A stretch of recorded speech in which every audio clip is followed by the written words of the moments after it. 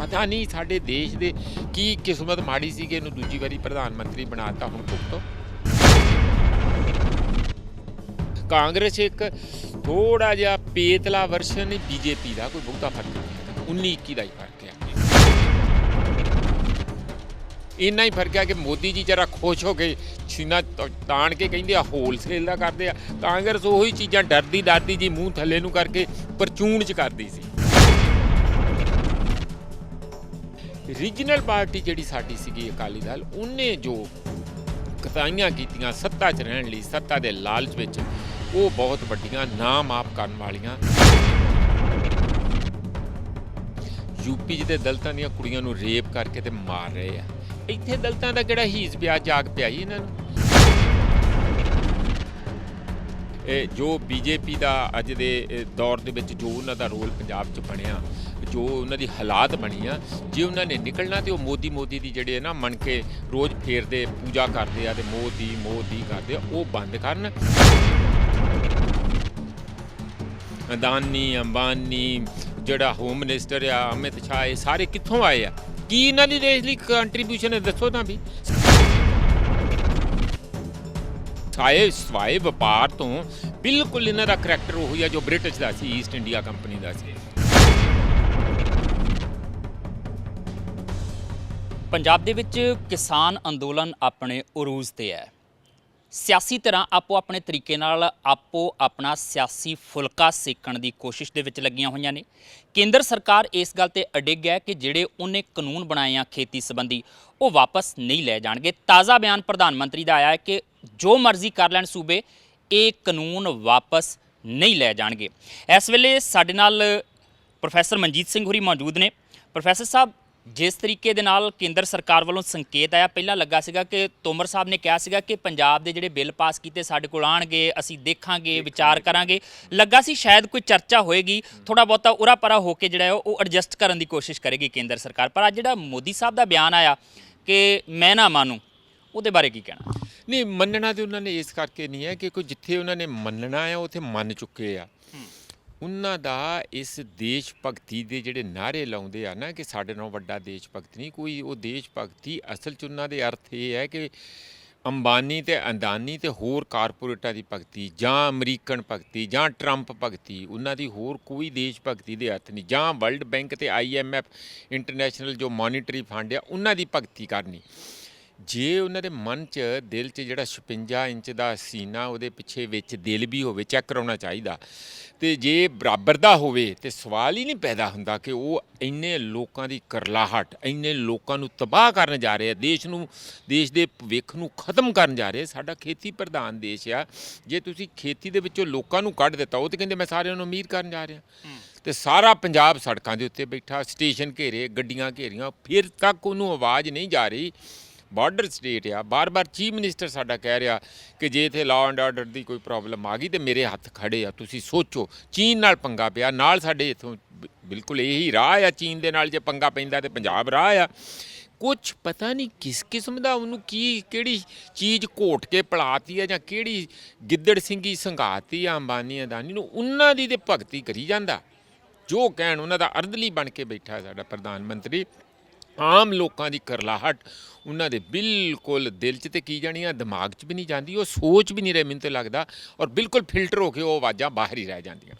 Democracy, ਲੋਕਤੰਤਰ, ਅਸੀਂ ਦਾਅਵੇ ਕਰਦੇ ਹਾਂ ਹਿੱਕ ਠੋਕ ਕੇ ਕਿ ਵਿਸ਼ਵ ਦੀ ਸਭ ਤੋਂ ਵੱਡੀ ਲੋਕਤਾਂਤਰਿਕ ਜੇ ਤਾਕਤ ਹੈਗੀ ਆ, ਅਤੇ ਉਹ ਭਾਰਤ ਦੇ ਵਿੱਚ ਸਾਨੂੰ ਨਜ਼ਰ ਆਉਂਦੀ ਹੈ। ਲੋਕਤੰਤਰ ਦੇ ਵਿੱਚ ਜਿਹੜੇ ਨੁਮਾਇੰਦੇ ਹੁੰਦੇ, ਚੁਣੇ ਹੋਏ ਨੁਮਾਇੰਦੇ ਹੁੰਦੇ ਆ, ਉਹ ਸਰਬਸੰਮਤੀ ਦੇ ਨਾਲ ਗੱਲ ਕਰਦੇ ਆ, ਕੋਈ ਫੈਸਲਾ ਲੈਂਦੇ ਆ। ਪਰ ਸਾਡੇ ਇੱਥੇ ਇਹ ਦੇਖਿਆ ਗਿਆ ਕਿ ਪ੍ਰਧਾਨ ਮੰਤਰੀ ਨਰਿੰਦਰ ਮੋਦੀ ਹੋਰੀ ਜਦੋਂ ਤੋਂ ਆਏ ਆ, ਰਾਤ ਨੂੰ 8 ਵਜੇ ਉਹਨਾਂ ਨੇ TV ਚੈਨਲ 'ਤੇ ਆਉਣਾ ਹੈ ਅਤੇ ਪੈਂਦੀ ਸੱਟੇ ਕਹਿ ਦੇਣਾ ਕਿ ਅੱਜ 12 ਵਜੇ ਤੋਂ ਬਾਅਦ ਆਹ ਚੀਜ਼ ਬੰਦ ਹੈ, ਅੱਜ 12 ਵਜੇ ਤੋਂ ਬਾਅਦ ਮੁਲਕ ਬੰਦ ਹੈ, ਅੱਜ 12 ਵਜੇ ਤੋਂ ਬਾਅਦ ਆਹ ਚੀਜ਼ ਹੋ ਜਾਏਗਾ। ਲੱਗਦਾ ਹੈ ਕਿ ਲੋਕਤੰਤਰਿਕ ਕਦਰਾਂ ਕੀਮਤਾਂ ਦੇ ਤਹਿਤ ਇਹ ਸਾਰਾ ਕੁਝ ਕੀਤਾ ਜਾ ਰਿਹਾ, ਜਾਂ ਉਹਦੇ ਤੋਂ ਬਿਲਕੁਲ ਉਲਟ ਹੋ ਰਿਹਾ? ਨਹੀਂ, ਹਰ ਡਿਕਟੇਟਰ ਇੰਝ ਹੀ ਕਰਦਾ। ਉਹਨੂੰ ਜਿਹੜੀ ਜਿਸ ਤਰ੍ਹਾਂ ਆਪ ਦੁਨੀਆ ਦੇਖਦੀ ਆ, ਜਾਂ ਜੋ ਉਹਨੂੰ ਸੱਤਾ 'ਚ ਰਹਿਣ ਲਈ ਸਭ ਕੁਝ ਹੁੰਦਾ, ਉਹ ਉਹਦੇ ਮੁਤਾਬਕ ਚੱਲਦਾ। ਉਹ ਬਾਕੀ ਸਾਰੇ ਉਹਦੇ ਲਈ ਸਾਧਨ ਆ, ਮੀਨਸ ਆ, ਇੱਕ ਕਿਸਮ ਦੇ ਪੌੜੀ ਆ ਚੜ੍ਹਨ ਲਈ। ਜਿਹੜੇ ਇਹ ਦੇਸ਼ ਦੇ ਲੋਕ ਆ ਜਾਂ ਬਾਕੀ ਦੇਸ਼ ਦੇ ਜਿੰਨੇ ਵੀ ਇੰਸਟੀਟਿਊਸ਼ਨ ਆ, ਉਹਦੇ ਲਈ ਉਹ ਪੌੜੀ ਹੈ। ਉਹਨੇ ਆਪ ਆਪਣੇ ਆਪ ਨੂੰ ਮਜ਼ਬੂਤ ਕਿਵੇਂ ਪ੍ਰੋਜੈਕਟ ਕਰਨਾ ਹਰ ਡਿਕਟੇਟਰ ਇੰਜ ਕਰਦਾ। ਔਰ ਉਸੇ ਕਰਕੇ ਜਿਹੜੀ ਉਹ ਆਪਣੀ ਸੱਤਾ ਵੋਟਾਂ 'ਚੋਂ ਨਹੀਂ ਉਹਨੂੰ ਹੈ, ਵੋਟਾਂ ਨੂੰ ਉਹਨੂੰ ਹੈ ਕਿ ਜਿਹੜੇ ਦੂਸਰੇ ਲੋਕਾਂ ਦਾ ਪੈਸਾ ਲਊਂਗਾ, ਕਿਸੇ ਨੂੰ ਠੇਕਾ ਅਦਾਨੀ ਨੂੰ ਮਹਾਰਾਸ਼ਟਰ ਦਾ ਦੇ ਦੂੰਗਾ, ਜੇ ਕਿਸੇ ਦੂਸਰੇ ਹੋਰ ਵੱਡੇ ਕਾਰਪੋਰੇਟਰ ਨੂੰ ਯੂਪੀ ਦਾ ਠੇਕਾ ਦੇ ਦੂੰਗਾ ਕਿ ਜਿੰਨਾ ਖਰਚਾ ਆਇਆ ਤੂੰ ਕਰਨਾ, ਉਹ ਲੈ ਵੀ ਲੈਂਦੇ ਆ। ਉਹਨਾਂ ਨੂੰ ਫਿਰ ਕਿਸੇ ਵੱਡੀ ਕੋਈ ਜ਼ਮੀਨਾਂ ਦੇ ਦਿੱਤੀਆਂ, ਕੋਈ ਜੰਗਲ ਦੇ ਦਿੱਤੇ, ਕੁਝ ਹੋਰ ਪ੍ਰੋਜੈਕਟ ਦੇ ਦਿੱਤੇ। ਇਹ ਕੰਮ ਇੱਥੇ ਚੱਲੀ ਜਾਂਦਾ।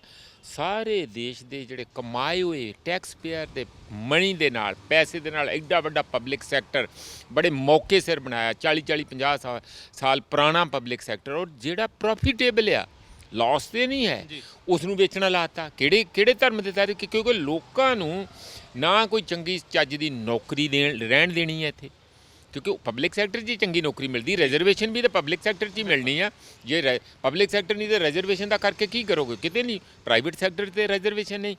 ਉਹ ਬਿਲਕੁਲ ਕਿਸੇ ਦਾ ਨਾ ਉਹ ਰੇਹੜੀ ਫੜੀ ਵਾਲੇ ਦਾ ਸੋਚਦੇ ਆ, ਨਾ ਛੋਟੇ ਕਾਰੋਬਾਰੀ ਦਾ ਸੋਚਦੇ ਆ, ਨਾ ਕਿਸਾਨੀ ਦਾ ਸੋਚਦੇ ਆ। ਸੋਚਣਾ ਕਿ ਉਹਦੇ ਉਲਟ ਸੋਚਣਾ, ਉਹਨਾਂ ਦਾ ਭਲਾ ਦੇ ਕੀ ਕਰਨਾ, ਉਲਟ ਹਰ ਇੱਕ ਦੇ ਇੱਕ ਖੰਜਰ ਜਾਣੀ ਮਾਰੀ ਤੁਰੇ ਜਾਂਦੇ ਆ। ਸਭ ਤੋਂ ਵੱਡੀ ਲਾਸਟ ਗੱਲ ਜਿਹੜੀ ਉਹਨਾਂ ਨੇ ਭਿਆਨਕ ਕੀਤੀ ਆ ਵਰਕਰ ਦਾ, ਆ ਜਿੰਨੇ ਕਾਨੂੰਨ ਆ 44 ਕਾਨੂੰਨ ਸੀ, ਜਿਨ੍ਹਾਂ 'ਚੋਂ 15 ਤੇ ਰੱਦੀ ਦੀ ਟੋਕਰੀ 'ਚ ਸੁੱਟ ਤੇ 29 ਨੂੰ ਤੋੜ ਮਰੋੜ ਕੇ ਉਹਦੇ 4 ਲੇਬਰ ਕੋਡ ਬਣਾਤੇ, ਔਰ ਕਾਰਪੋਰੇਟਾਂ ਨੂੰ ਸਿੱਧਾ ਹੀ ਕਹਿਤਾ ਕਿ ਤੁਸੀਂ 299 ਵਰਕਰ ਜਿਹੜੀ ਫੈਕਟਰੀ 'ਚ ਹੋਣ, ਜਿਹਨੂੰ ਮਰਜ਼ੀ ਮਾਰ ਕੇ ਲੱਤ ਬਾਹਰ ਕੱਢ ਦਿਓ, ਤੁਹਾਨੂੰ ਕੋਈ ਨਹੀਂ ਕੁਛ ਕਹੂਗਾ। ਪਹਿਲਾਂ ਇਹ ਲਿਮਟ 100 ਦੀ ਸੀਗੀ ਪੁਰਾਣੇ ਕਾਨੂੰਨਾਂ ਦੇ ਮੁਤਾਬਕ, ਜਾਣੀ 2-3 ਗੁਣਾ ਕਰ ਦਿੱਤੀ ਪਹਿਲਾਂ ਨਾਲੋਂ। ਇਹ ਕਿਹਦੀ ਸੇਵਾ ਕਰ ਰਹੇ? ਮੈਨੂੰ ਤੇ ਹੈਰਾਨੀ ਆ ਕਿ ਜਿਹੜੀਆਂ ਸਾਡੀਆਂ ਟ੍ਰੇਡ ਯੂਨੀਅਨਾਂ ਉਹ ਸੁੱਤੀਆਂ ਪਈਆਂ, ਉਹਨਾਂ ਨੂੰ ਕਿਸਾਨਾਂ ਵਾਂਗੂ ਸੜਕਾਂ ਘੇਰ ਕੇ ਹੁਣ ਤੱਕ ਇਹਦਾ ਨੱਕ 'ਚ ਦਮ ਕਰਨਾ ਚਾਹੀਦਾ ਸੀ। ਦਲਿਤਾਂ ਦੇ ਸਕਾਲਰਸ਼ਿਪ ਉਹਨਾਂ ਦਾ ਵੀ ਪਹਿਲਾਂ ਜਿਹੜਾ ਪੰਜਾਬ ਦੇ ਵਿੱਚ ਸਕਾਲਰਸ਼ਿਪ ਦਾ ਇੰਨਾ ਸਕੈਮ ਦਾ ਰੌਲਾ ਪਿਆ, ਇਹ 100% ਸੈਂਟਰ ਦੇ ਸੀ। ਕੁਛ ਦੇਰ ਬਾਅਦ ਇਹਨਾਂ ਨੇ 90% ਸੈਂਟਰ 10% ਪੰਜਾਬ ਕਰਤਾ, ਫਿਰ 60-40 ਦੀ ਰੇਸ਼ੋ ਹੋ ਗਿਆ। ਹੁਣ ਪਿੱਛੇ ਹੀ ਚੱਲ ਭੱਜ ਹੀ ਗਿਆ, ਕਹਿੰਦਾ ਮੈਂ ਨਹੀਂ ਇੱਕ ਵੀ ਪੈਸਾ ਦੇਣਾ। ਆ ਪੰਜਾਬ ਸਰਕਾਰ ਨੇ ਥੋੜ੍ਹਾ ਬਹੁਤ ਕਹਿੰਦੇ 500-600 ਕਰੋੜ ਰੁਪਈਆ ਅਸੀਂ ਆਪਣੇ ਕੋਲੋਂ ਕਰਾਂਗੇ। ਇਹ ਵੀ ਕੱਲ੍ਹ ਨੂੰ ਕੋਈ ਬਸ ਆਪਣਾ ਨਵਾਂ ਬਹਾਨਾ ਪਾ ਕੇ ਥੋੜ੍ਹਾ ਜਿਹਾ ਫਿਰ ਸਲਿੱਪ ਕਰ ਜਾਣਗੇ। ਜਾਣੀ ਭਾਵੇਂ ਔਰਤ ਆ, ਦਲਿਤ ਆ, ਕਿਸਾਨ ਆ, ਇੰਪਲਾਈ ਆ, ਜਿਹਨੂੰ ਪਬਲਿਕ ਸੈਕਟਰ 'ਚ ਜੋਬ ਮਿਲਣੀ ਆ, ਵਰਕਰ ਹੈਗੇ ਆ, ਕਿਸੇ ਦਾ ਵੀ ਕੋਈ ਇਹਦੇ ਹੱਥੋਂ ਭਲਾ ਹੋ ਜੂ। ਪਤਾ ਨਹੀਂ ਸਾਡੇ ਦੇਸ਼ ਦੇ ਕੀ ਕਿਸਮਤ ਮਾੜੀ ਸੀ ਕਿ ਇਹਨੂੰ ਦੂਜੀ ਵਾਰੀ ਪ੍ਰਧਾਨ ਮੰਤਰੀ ਬਣਾਤਾ। ਹੁਣ ਭੁਗਤੋ। ਇੱਕ ਪੰਜਾਬ ਦੇ ਵਿੱਚ ਆਪਣੇ ਪੰਜਾਬੀ 'ਚ ਅਖਾਣ ਕਹਿੰਦੇ ਕਿ ਜੇ ਆਪਣਾ ਹੀ ਭਾਂਡਾ ਮਾੜਾ ਹੋਵੇ ਤਾਂ ਕਿਸੇ ਨੂੰ ਦੋਸ਼ ਕੀ ਦੇਣਾ ਆ। ਲੱਗਦਾ ਕਿ ਪੰਜਾਬ ਦੇ ਸਾਡੇ ਸਿਆਸੀ ਲੋਕ, ਸਿਆਸੀ ਪਾਰਟੀਆਂ ਨੇ ਜਿਹੜੀ ਇੱਥੇ ਪੰਜਾਬ ਦੇ ਨਾਲ ਇਮਾਨਦਾਰੀ, ਦਿਆਨਤਦਾਰੀ ਨਿਭਾਉਣੀ ਸੀ, ਉਹ ਨਹੀਂ ਨਿਭਾਈ। ਆਪਣੇ ਨਫੇ ਨੁਕਸਾਨ ਸਿਆਸੀ ਦੇਖੇ, ਇਸ ਕਰਕੇ ਇਹ ਸਥਿਤੀਆਂ ਬੜੀਆਂ ਨੇ, ਜਾਂ ਕਾਰਨ ਸਿੱਧੇ ਇਹੀ ਹੈ ਕਿ ਕੇਂਦਰ ਨੇ ਜਿਹੜਾ ਕਰਨਾ ਸੀ ਉਹ ਤਾਂ ਕਰਦੇ ਰਹਿਣਾ ਆ, ਪੰਜਾਬ ਦੇ ਚੰਗਾ ਕਰਦੇ ਮਾੜਾ ਕਰਦੇ ਸਿਆਸਤਦਾਨ ਕੋਈ ਫਰਕ ਨਹੀਂ ਪੈਣਾ ਸੀ। ਦੇਖੋ, ਜਿਹੜੇ ਨਵੇਂ ਕਾਨੂੰਨ ਆਏ ਨਾ, ਇਹਦਾ ਸਭ ਤੋਂ ਵੱਧ ਬੁਰਾ ਪ੍ਰਭਾਵ ਪੰਜਾਬ 'ਤੇ ਪੈਣਾ। ਪੰਜਾਬ ਕਈ ਤਰੀਕਿਆਂ ਨਾਲ ਪੰਜਾਬ ਨੂੰ ਲੁੱਟ ਲਿਆ ਤੇ ਮਾਰਤਾ। ਪਹਿਲਾਂ ਚੰਗੇ ਭਲੇ ਰੋਟੀ ਖਾਂਦੇ ਸੀ, ਉਹਦੇ ਤੋਂ ਕਿਹਾ ਜੀ ਤੁਸੀਂ ਹਰਾ ਇਨਕਲਾਬ ਕਰੋ, ਹਰਾ ਇਨਕਲਾਬ ਕਰੋ। ਲੋਕਾਂ ਨੇ ਟਰੈਕਟਰ ਖਰੀਦ ਲਏ, ਵਿਆਹ ਬੜੇ ਮੈਰਿਜ ਪੈਲਸਾਂ 'ਚ ਹੋ ਗਏ, ਹੋਰ ਕਰ ਲਿਆ, ਖਾਦਾਂ ਪੈਣ ਲੱਗ ਪਈਆਂ, ਕਰਜ਼ੇ ਚੜ੍ਹ ਗਏ, ਬਹੁਤ ਸਾਰੇ ਕਰਜ਼ੇ ਚੜ੍ਹ ਗਏ। ਹੁਣ ਜਦੋਂ ਉਹਨਾਂ ਨੂੰ ਅਨਾਜ ਦੀ ਨਹੀਂ ਲੋੜ ਨਹੀਂ, ਉਹਨਾਂ ਨੇ ਮਾਰਿਆ ਠੁੱਡਾ, ਕਹਿੰਦੇ ਜਾਓ ਸਾਨੂੰ ਤੁਹਾਡੇ ਅਨਾਜ ਦੀ ਲੋੜ ਨਹੀਂ, ਜਿੱਥੇ ਵੇਚਣਾ ਵੇਚੋ, ਸਾਨੂੰ ਨਹੀਂ ਲੋੜ ਹੈ ਤੁਹਾਡੀ। ਹੁਣ ਇਹ ਵੇਚਣ ਤੇ ਉੱਥੇ ਬੀਜਣ ਕੀ? ਉਹ 'ਚ ਕੀ ਆ? ਹੁਣ ਫੈਕਟਰੀਆਂ 'ਤੇ ਬੀਜਣੀਆਂ, ਬੰਦੂਕਾਂ 'ਤੇ ਬੀਜਣ ਹੋ ਰਹੇ, ਅਨਾਜ ਤੇ ਵਾਲੀ ਖੇਤ ਦੇ ਵਿੱਚ ਤੇ ਅਨਾਜ ਹੀ ਬੀਜਣਾ ਨਾ। ਹੁਣ ਉਸ ਦੀ ਕੋਈ ਖਰੀਦ ਨਹੀਂ ਹੈਗੀ। ਖਰੀਦਦੀ ਸੀ ਸਰਕਾਰ, ਉਹ ਖਰੀਦ ਨੇ ਗਰੰਟੀ ਦਿੱਤੀ ਹੋਈ ਸੀ ਸਰਕਾਰ ਨੇ ਕਿ ਤੁਸੀਂ ਬੀਜੋ, ਅਸੀਂ ਖਰੀਦਾਂਗੇ। ਇੰਨਾ ਚਿਰ ਖਰੀਦਦੇ ਰਹੇ। ਹੁਣ ਇਹ ਕਹਿੰਦੇ ਕਿ ਅਸੀਂ ਮੰਡੀ ਕਿੱਥੇ ਜਾਈਏ? ਇਸੇ ਕਰਕੇ ਪੰਜਾਬ ਦੀ ਜ਼ਮੀਨ ਤਬਾਹ ਕੀਤੀ, ਕੀਟਨਾਸ਼ਕ ਦਵਾਈਆਂ, ਹੋਰ ਨਦੀਨਨਾਸ਼ਕ ਦਵਾਈਆਂ, ਹੋਰ ਕੀੜੇ ਮਾਰ ਦਵਾਈਆਂ ਪਾ ਕੇ ਜ਼ਮੀਨ ਤਬਾਹ ਕੀਤੀ, ਪਾਣੀ ਖਤਮ ਕੀਤਾ, ਲੋਕਾਂ ਦੀ ਸਿਹਤ ਤਬਾਹ ਕੀਤੀ, ਧਰਤੀ ਖਰਾਬ ਕੀਤੀ, ਹਵਾ ਖਰਾਬ ਕੀਤੀ। ਹੁਣ ਦੇਖ ਲਓ ਬਾਹਰ ਧੂੰਆਂ ਕਿੰਨਾ ਸ਼ੁਰੂ ਹੋ ਗਿਆ, ਪਰਾਲੀ ਫੂਕਣ ਲੱਗ ਗਈ। ਸਾਰੀ ਤਬਾਹੀ ਕਰਕੇ ਜਦੋਂ ਪੰਜਾਬ ਤਬਾਹੀ ਦੇ ਕਿਨਾਰੇ ਪਹੁੰਚਿਆ, ਫਿਰ ਵੀ ਉਹ ਕੰਮ ਕਰ ਰਹੇ ਸੀ। ਹੁਣ ਕਿ ਸਾਨੂੰ ਤੁਹਾਡੇ ਕੰਮ ਦੀ ਲੋੜ ਨਹੀਂ, ਆਪਣੇ ਖੇਤ ਆਪਣੇ ਵਿੱਚ ਜੋ ਮਰਜ਼ੀ ਉੱਥੇ ਭੰਗੜੇ ਪਾਉਣੇ ਪਾਓ, ਅਸੀਂ ਤੁਹਾਡਾ ਅਨਾਜ ਨਹੀਂ ਖਰੀਦਣਾ, ਖਾਲੀ ਰੱਖਣੇ ਖਾਲੀ ਰੱਖੋ, ਜੰਗਲ ਬਣਦਾ ਜੰਗਲ ਬਣਾਓ। ਇਹਨਾਂ ਹਾਲਾਤਾਂ ਦੇ ਇਹਦਾ ਮਤਲਬ ਇਹ ਹੈ ਕਿ ਜਿਹੜੀ ਤੁਸੀਂ ਪੋਲਿਟਿਕਸ ਵਾਲਿਆਂ ਦੀ ਗੱਲ ਕਰਦੇ ਹਾਂ, ਸਾਡੀਆਂ ਪਾਰਟੀਆਂ ਨੂੰ ਬੜੀ ਦੇਰ ਪਹਿਲਾਂ ਤੋਂ ਇਹ ਚੀਜ਼ਾਂ ਨੂੰ ਵਿਜ਼ਨਰੀ ਦੇ ਤੌਰ 'ਤੇ ਸੋਚਣਾ ਚਾਹੀਦਾ ਸੀ। ਉਹ ਆਪਣੇ ਨਫੇ ਨੁਕਸਾਨ 'ਚ ਵਾਧ ਘਾਟ 'ਚ ਲੱਗੀਆਂ ਰਹੀਆਂ। ਕਾਂਗਰਸ ਨੇ ਤਾਂ ਕਰਨਾ ਕੀ ਸੀ, ਉਹਨੂੰ ਤਾਂ ਜਿਹੜੀ ਸੈਂਟਰ 'ਚੋਂ ਕਮਾਂਡ ਮਿਲਣੀ ਆ। ਕਾਂਗਰਸ ਇੱਕ ਥੋੜ੍ਹਾ ਜਿਹਾ ਪੇਤਲਾ ਵਰਸ਼ਨ ਹੀ ਬੀਜੇਪੀ ਦਾ, ਕੋਈ ਬਹੁਤਾ ਫਰਕ ਨਹੀਂ ਹੈਗਾ, 19-21 ਦਾ ਹੀ ਫਰਕ ਆ। ਉਹਨਾਂ ਨੇ ਉਹੀ ਕਰਨਾ ਜੋ ਉਹ ਕਰ ਰਿਹਾ, ਜਾਂ ਜਿਹੜੀਆਂ ਗਲੋਬਲ ਸ਼ਕਤੀਆਂ ਇਹਨਾਂ ਤੋਂ ਕਰਵਾਉਂਦੀਆਂ ਉਹਦੇ ਮੁਤਾਬਕ। ਇੰਨਾ ਹੀ ਫਰਕ ਆ ਕਿ ਮੋਦੀ ਜੀ ਜਰਾ ਖੁਸ਼ ਹੋ ਕੇ ਸੀਨਾ ਤਾਣ ਕੇ ਕਹਿੰਦੇ ਆ ਹੋਲਸੇਲ ਦਾ ਕਰਦੇ ਆ, ਕਾਂਗਰਸ ਉਹੀ ਚੀਜ਼ਾਂ ਡਰਦੀ ਜੀ ਮੂੰਹ ਥੱਲੇ ਨੂੰ ਕਰਕੇ ਪਰਚੂਨ 'ਚ ਕਰਦੀ ਸੀ, ਇਹ ਹੋਲਸੇਲ 'ਚ ਕਰਦਾ। ਇੰਨਾ ਫਰਕ ਆ, ਕੰਮ ਇੱਕੋ ਹੀ ਕੀਤੇ ਆ। ਰੀਜਨਲ ਪਾਰਟੀ ਜਿਹੜੀ ਸਾਡੀ ਸੀਗੀ ਅਕਾਲੀ ਦਲ, ਉਹਨੇ ਜੋ ਕਤਾਈਆਂ ਕੀਤੀਆਂ ਸੱਤਾ 'ਚ ਰਹਿਣ ਲਈ, ਸੱਤਾ ਦੇ ਲਾਲਚ ਵਿੱਚ, ਉਹ ਬਹੁਤ ਵੱਡੀਆਂ ਨਾ ਮਾਫ ਕਰਨ ਵਾਲੀਆਂ।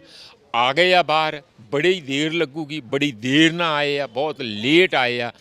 ਮਾੜੀ ਮੋਟੀ ਤਾਂ ਉਮੀਦ ਬਣਦੀ ਹੈ ਜਦੋਂ ਵਾਪਸ ਆਉਂਦੇ ਆ, ਪਰ ਅੱਜ ਦੀ ਜੋ ਹਾਲਾਤ ਬਣੀ ਹੈ ਪੰਜਾਬ ਦੀ, ਉਹਦੇ ਵਿੱਚ ਹੁਣ ਕੋਈ ਹੋਰ ਬਹੁਤੀ ਉਮੀਦ ਮੈਨੂੰ ਕਿਤਿਓਂ ਦਿਖਦੀ ਨਹੀਂ। ਪੰਜਾਬ ਲਾਵਾਰਸ ਕਰ ਦਿੱਤਾ ਜਿਹੜੇ ਸੀਗੇ, ਠੀਕ ਹੈ, ਪਾਰਟੀਆਂ ਨੂੰ। ਇੱਥੇ ਆਮ ਆਦਮੀ ਪਾਰਟੀ ਨੂੰ ਕਿਤੇ ਘੱਟ ਹੰਗਾਰਾ ਦਿੱਤਾ ਲੋਕਾਂ ਨੇ। ਮਨਪ੍ਰੀਤ ਨੂੰ ਵੀ ਸ਼ੁਰੂ 'ਚ ਬੜਾ ਹੰਗਾਰਾ, ਉਹ ਨਹੀਂ ਸਾਂਭਿਆ ਤੇ ਨਹੀਂ ਸਾਂਭਿਆ। ਹੁਣ ਪਿਛਲੇ 10 ਸਾਲਾਂ ਤੋਂ ਪੰਜਾਬ ਅੰਗੜਾਈਆਂ ਲੈ ਰਿਹਾ ਇਸ ਗੱਲ ਹੀ ਕਿ ਕੁਛ ਨਵਾਂ ਹੋਏ। ਇੱਥੇ ਸਾਨੂੰ ਇਹ ਰਾਜਨੀਤਿਕ ਜਮਾਤ ਜਿਹੜੀ ਆ, ਸਾਨੂੰ ਬਿਲਕੁਲ ਇਸ ਕਿਸਮ ਦੀ ਮਨਜ਼ੂਰ ਨਹੀਂ ਹੈ, ਪਰ ਨਵਾਂ ਵੀ ਕੁਛ ਅਜੇ ਦੇਖ ਨਹੀਂ ਰਿਹਾ। ਉਹੀ ਗੱਲਾਂ ਅੱਜ ਇੱਥੇ ਸੈਮੀਨਾਰ 'ਚ ਵੀ ਹੋ ਰਹੀਆਂ ਸੀਗੀਆਂ। ਕੁਛ ਇੱਕ ਗੱਲ ਕੀਤੀ ਹੈ ਕਿ ਕਾਂਗਰਸ ਜਿਹੜਾ ਪਰਚੂਨ 'ਚ ਕਰਦੀ ਸੀ ਜਾਂ ਪੇਤਲੇ ਰੂਪ ਦੇ ਵਿੱਚ ਕਰਦੀ ਸੀਗੀ, ਉਹ ਕਠੋਰ ਰੂਪ ਦੇ ਵਿੱਚ ਤੇ ਹੋਲਸੇਲ ਦੇ ਵਿੱਚ ਜਿਹੜੀ ਉਹ ਭਾਰਤੀ ਜਨਤਾ ਪਾਰਟੀ ਕਰਦੀ ਹੈ। ਹੁਣ ਸੱਤਾ ਦੇ ਵਿੱਚ ਕੇਂਦਰ 'ਚ ਭਾਰਤੀ ਜਨਤਾ ਪਾਰਟੀ ਹੈਗੀ, ਪੰਜਾਬ 'ਚ ਜਿਹੜੀ ਭਾਜਪਾ ਆ ਸੱਤਾ 'ਚ ਵੀ ਹੈ ਨਹੀਂ ਆ, ਸੱਤਾ ਤੋਂ ਬਾਹਰ ਵੀ ਬਹੁਤ ਥੋੜ੍ਹੇ ਹਿੱਸੇ 'ਚ ਆ, 2 ਵਿਧਾਇਕ ਸਿਰਫ ਇਹਦੇ 'ਚ ਹੈਗੇ ਆ। ਪਰ ਜਿਸ ਤਰੀਕੇ ਦੀ ਹਿਲਚੁਲ ਭਾਜਪਾ ਨੇ ਹੁਣ ਪੰਜਾਬ 'ਚ ਸ਼ੁਰੂ ਕੀਤੀ ਆ, ਦਲਿਤ ਅੰਦੋਲਨ ਸ਼ੁਰੂ ਕਰ ਦਿੱਤਾ ਉਹਨਾਂ ਨੇ, ਯਾਤਰਾ ਸ਼ੁਰੂ ਕੀਤੀ, ਕੱਲ੍ਹ ਇੱਥੇ ਜਲੰਧਰ ਤੋਂ ਸ਼ੁਰੂ ਕੀਤੀ ਸੀ ਤੇ ਇੱਥੇ ਹੀ ਰੋਕ ਦਿੱਤੀ ਗਈ ਸੀ, ਤੇ ਨਵੇਂ ਸ਼ਹਿਰ ਦੇ ਵਿੱਚ ਟਕਰਾਅ ਵੀ ਹੋਇਆ ਕਿਸਾਨਾਂ ਦੇ ਨਾਲ, ਭਾਜਪਾ ਆਗੂਆਂ ਤੇ ਵਰਕਰਾਂ ਦਾ। ਇਹ ਕੁਝ ਹੋਲਸੇਲ ਦੇ ਵਿੱਚ ਜਿੱਦਾਂ ਦਾ ਦਿੱਲੀ ਦੀਆਂ ਚੋਣਾਂ ਤੋਂ ਪਹਿਲਾਂ ਹੋਇਆ ਸੀਗਾ, ਜਿੱਦਾਂ ਦਾ ਕਈ ਹੋਰ ਥਾਵਾਂ 'ਤੇ ਹੋਇਆ, ਉਹ ਹੋਲਸੇਲ 'ਚ ਹੁਣ ਪੰਜਾਬ 'ਚ ਕਰਨ ਦੀ ਕੋਸ਼ਿਸ਼ ਕੀਤੀ ਜਾ ਰਹੀ ਹੈ। ਯੂਪੀ 'ਚ ਤੇ ਦਲਿਤਾਂ ਦੀਆਂ ਕੁੜੀਆਂ ਨੂੰ ਰੇਪ ਕਰਕੇ ਤੇ ਮਾਰ ਰਹੇ ਆ। ਇੱਥੇ ਦਲਿਤਾਂ ਦਾ ਕਿਹੜਾ ਹੀਜ਼ ਪਿਆ, ਜਾਗ ਪਿਆ ਹੀ ਇਹਨਾਂ ਨੂੰ। ਇਹਨਾਂ ਨੇ ਜੇ ਇਹ 161 ਫੁੱਟ ਉੱਚਾ ਮੰਦਰ, ਰਾਮ ਮੰਦਰ ਬਣਦਾ ਆ, ਔਰ ਜੇ ਐਡਾ ਵੱਡਾ ਜਿਹੜਾ ਉਥੇ ਸਰਦਾਰ ਪਟੇਲ ਦਾ ਸਟੈਚੂ ਬਣਦਾ, ਉਹਨਾਂ ਨੂੰ ਅੰਬੇਦਕਰ ਤੇ ਦਿਖਿਆ ਨਾ, ਕਦੀ ਨਹੀਂ ਕਰਨਗੇ, ਕਦੀ ਓਡਾ ਉੱਚਾ ਨਹੀਂ ਕਰਨਗੇ। ਜੇ ਕਰਨਗੇ ਵੀ ਤਾਂ ਉਹਦੇ 'ਚ ਕੋਈ ਨਿੱਜੀ ਰਾਜਨੀਤੀ ਹੋਊਗੀ, ਉਹਨਾਂ ਦੇ ਸਾਰੇ ਦੇਸ਼ ਦੇ ਦਲਿਤਾਂ ਦੀਆਂ ਵੋਟਾਂ ਬਟੋਰਨ ਲਈ ਕਰਨਗੇ, ਦਿਲੋਂ ਨਹੀਂ ਕਰਨਗੇ। ਕਿਉਂਕਿ ਉਹਨਾਂ ਦੀ ਰਾਜਨੀਤੀ ਉਹਨਾਂ ਦੇ ਸੰਸਕਾਰਾਂ ਕਰਕੇ, ਜੋ ਉਹਨਾਂ ਦੇ ਵਿੱਚ ਬੈਠੇ ਹੋਏ ਆ ਠਾਕਰ, ਭੂਮੀਹਾਰ, ਸਾਰੇ ਉਸ ਕਿਸਮ ਦੇ ਬੰਦੇ, ਭੂਮੀ ਸੈਨਾ ਤੇ ਜੇ ਸੈਨਾ ਤੇ ਉਹ ਜਿਹੜੇ ਸਾਰੇ ਕਰਨੀ ਸੈਨਾ, ਇਹੀ ਬੰਦੇ ਤੇ ਉਹਨਾਂ ਦੇ ਜਿਹੜੇ ਹੁਡਲਮਸ ਹੈਗੇ, ਜਿਹੜੇ ਮਸਲਮੈਨ ਹੈਗੇ, ਜਿਹੜੇ ਉਹਨਾਂ ਨੂੰ ਬਚਾਉਂਦੇ ਆ, ਉਹਨਾਂ ਦੀ ਪ੍ਰਾਈਵੇਟ ਆਰਮੀ ਵਾਂਗੂ ਕੰਮ ਕਰਦੇ ਆ। ਤੇ ਦਲਿਤ ਤੇ ਉਹਨਾਂ ਦੇ ਬਿਲਕੁਲ ਵਿਪਰੀਤ ਆ। ਦਲਿਤ ਜੇ ਅੱਜ ਦੱਬਿਆ, ਪਛੜਿਆ, ਨਪੀੜਿਆ, ਪੀੜਤ ਹੈ, ਤਾਂ ਇਹਨਾਂ ਦੀਆਂ ਕਰਤੂਤਾਂ ਕਰਕੇ ਇਹਨਾਂ ਨੇ ਉਹਨਾਂ ਨਾਲ ਕੀ ਕਰਨਾ? ਸਿਰਫ ਤੇ ਸਿਰਫ ਲੋਕਾਂ ਨੂੰ ਵਰਗਲਾ ਕੇ, ਥੋੜ੍ਹਾ ਕਿਸੇ ਤਰੀਕੇ ਨਾਲ ਪਤਿਆ ਕੇ, ਕਿਸੇ ਦੇ ਕੁਝ ਕੰਮ ਕੀਤੇ ਹੋਣਗੇ ਲਿਆ ਕੇ ਇਹ ਸਮਾਜ ਦੇ ਵਿੱਚ ਇੱਕ ਆਪਸ ਵਿੱਚ ਟਕਰਾਓ ਪੈਦਾ ਕਰਨਾ ਚਾਹੁੰਦੇ ਸੀ। ਦਲਿਤਾਂ ਦਾ ਜੱਟਾਂ ਨਾਲ ਇਹ ਦੱਸ ਕੇ ਕਿ ਜੇ ਜੱਟ ਜਿਹੜੇ ਪਿੱਛੇ ਜੇ ਤੁਹਾਨੂੰ, ਜੱਟ ਵੀ ਤੇ ਇਹੋ ਜਿਹੇ ਮਾਨਸਿਕਤਾ ਨਾਲ ਲੈ ਕੇ ਚੱਲਦੇ ਜਿਹੜੀ ਉਹਨਾਂ ਨੂੰ ਬਦਲਣੀ ਪਊਗੀ। ਹੁਣ ਦੇਖਿਆ ਨਾ, ਜਦੋਂ ਕੋਈ ਨਹੀਂ ਰਿਹਾ ਤੇ ਹੁਣ ਆਪਣੇ ਹੀ ਰਹੇ। ਇਸ ਲਈ ਇੱਕ ਤੇ ਉਹਨਾਂ ਨੂੰ ਮਾਨਸਿਕਤਾ ਬਦਲਣੀ ਪਊਗੀ, ਦੂਜਾ ਸਾਡੇ ਜਿਹੜੇ SC ਵਰਗ ਹੈਗਾ ਆ, ਜਿਨ੍ਹਾਂ ਨੂੰ ਦਲਿਤ ਭਾਈਚਾਰਾ ਕਹਿੰਦੇ, ਉਹਨਾਂ ਨੂੰ ਵੀ ਸੋਚਣਾ ਵੀ ਇਹਨਾਂ ਦੇ ਨਾਲ ਚੱਲ ਕੇ ਤੁਹਾਨੂੰ ਕੀ ਮਿਲਣਾ। ਬਿਲਕੁਲ ਉਹਨਾਂ ਨੂੰ ਆਪਣੇ ਆਪ ਨੂੰ ਅਲੱਗ ਕਰਨਾ ਚਾਹੀਦਾ। ਘਰ ਦੀਆਂ ਗਲਤੀਆਂ, ਆਪਸੀ ਗਲਤੀਆਂ, ਉਹ ਬੈਠ ਕੇ ਡਾਇਲਾਗ ਰਾਹੀਂ, ਤਰਕ ਰਾਹੀਂ ਖਤਮ ਕਰਨੀਆਂ ਚਾਹੀਦੀਆਂ। ਪਰ ਕਿਸੇ ਦੇ ਟੂਲ ਬਣ ਕੇ, ਜਿਵੇਂ ਅੰਗਰੇਜ਼ ਸਾਨੂੰ ਲੜਾਉਂਦੇ ਰਹੇ, ਤੇ ਉਹ ਕੰਮ ਆ ਕਿ ਇਹਨਾਂ ਨੂੰ ਵਰਤੋ, ਉਹ ਇਹਨੂੰ ਕੁੱਟਣਗੇ। ਜਿਹੜੀ ਇੰਨੀ ਮੂਵਮੈਂਟ ਦਾ ਆਭਾਰ ਬਣਿਆ ਹੋਇਆ, ਉਹ ਥੱਲੇ ਉਹਦੀ ਹਵਾ ਨਿਕਲ ਜੂਗੀ। ਉਸ ਕੰਮ ਲਈ ਇਹ ਲੋਕਾਂ ਨੂੰ ਕਮਜ਼ੋਰ ਕਰ ਲਿਆ, ਕਿਉਂਕਿ ਇਹਨਾਂ ਨੂੰ ਨਿਕਲਣ ਤੇ ਕੋਈ ਬਾਹਰ ਦੇ ਨਹੀਂ ਰਿਹਾ। ਹੁਣ ਇਹ ਦਲਿਤਾਂ ਦੇ ਮੋਢੇ 'ਤੇ ਚੜ੍ਹ ਕੇ ਬਾਹਰ ਲੋਕਾਂ 'ਚ ਆਉਣਾ ਚਾਹੁੰਦੇ ਆ, ਇਹ ਗੱਲ ਹੈ। ਉਹਨਾਂ ਦੇ ਮੋਢੇ ਤੇ ਆਉਣਾ ਚਾਹੁੰਦੇ ਆ, ਪਰ ਜਿਹੜੇ ਮਜ਼ਦੂਰ ਬੈਠੇ ਨੇ ਲਾਲ ਝੰਡੇ ਲੈ ਕੇ ਕਿਸਾਨ ਅੰਦੋਲਨ ਦੇ ਵਿੱਚ, ਖੱਬੇ ਪੱਖੀ ਧਿਰਾਂ ਦੀ ਜਿਹੜੀ ਹਮਾਇਤ ਕਰਨ ਵਾਲੇ ਨੇ ਜਾਂ ਵਿਚਾਰਧਾਰਾ ਨਾਲ ਜੁੜੇ ਹੋਏ ਕਿਸਾਨ ਆਗੂ ਨੇ ਜਿਹੜੇ, ਉਹ ਬੈਠੇ ਨੇ, ਜਦੋਂ ਉਹਨਾਂ ਦੀ ਗੱਲ ਕਰਦੇ ਆ, ਉਹਨਾਂ ਨੂੰ ਭਾਜਪਾ ਵਾਲੇ ਆਗੂ ਕਹਿੰਦੇ ਇਹ ਤਾਂ ਨਕਸਲੀ ਨੇ। ਦੇਖੋ, ਇਹ ਇਹਨਾਂ ਨੂੰ ਇੱਕ ਬਹਾਨਾ ਆ। 2 ਚੀਜ਼ਾਂ ਬੜੀਆਂ ਜ਼ਬਰਦਸਤ ਢੰਗ ਨਾਲ BJP ਇਸ ਵੇਲੇ ਕਰ ਰਹੀ। ਇੱਕ ਉਹਨਾਂ ਦੀ ਆ ਇਹ ਜੀ, ਇਹਦੇ 'ਚ ਸਾਜ਼ਿਸ਼ ਆ।